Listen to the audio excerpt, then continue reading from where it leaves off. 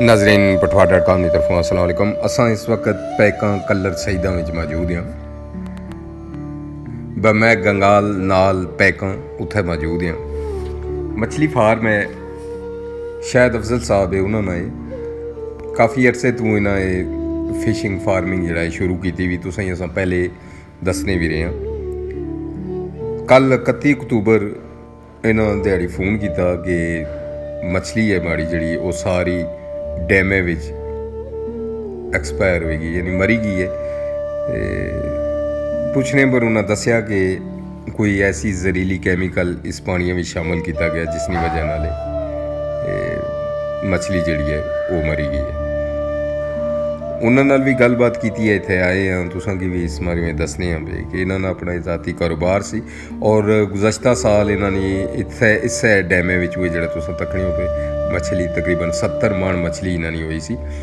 इस दफ़ा इन्होंने हदफ सी 100 मन और उन्हें 500 जड़ा मछली सी असां फालतू बाई सी ताकि इसकी मज़ीद बढ़ाई है। असां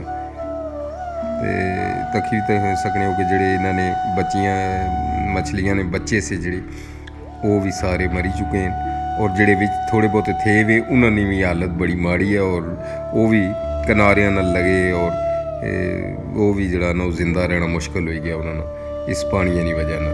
उन्होंने आखना है कि पानी भी मैं इसकी चेक करा सा और फिर पता लग सी कि इसने केड़ी चीज़ शामिल की गई सी। उन्होंने भी गलबात की है। उन्हें है कि मछलियाँ जड़ियाँ इस दफ़ा तकरीबन वज़न उन्होंने 3-3.5 किलो सी, तो उन्होंने भी गलबात करने हैं। शायद सब वाकया किस तरह होया कि हूँ तो मछली भी तो सानी तैयार सी जी।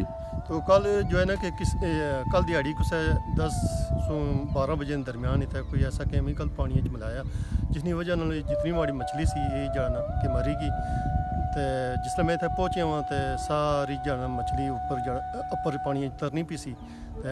मैं फिर बंद रबता किया कि मनना इस जाना नुकसान हो गया। तो अगे पिछे ने जड़े आबादी ने बंदे से वो आए उन्हें चेक किया तो सारी जड़ा वो मछली सी वो माड़ी ज़ाया होगी। वो मछली वो किधर गई वो जड़ी है?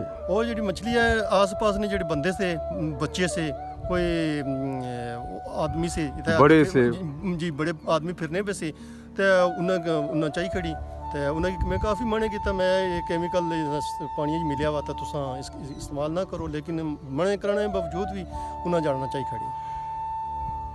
पिछले साल भी तुसानी मछली अच्छी हुई सी जी। इस साल ज़्यादा बाईस ने जी ज़्यादा बाईस। पिछले साल कितनी हुई सी?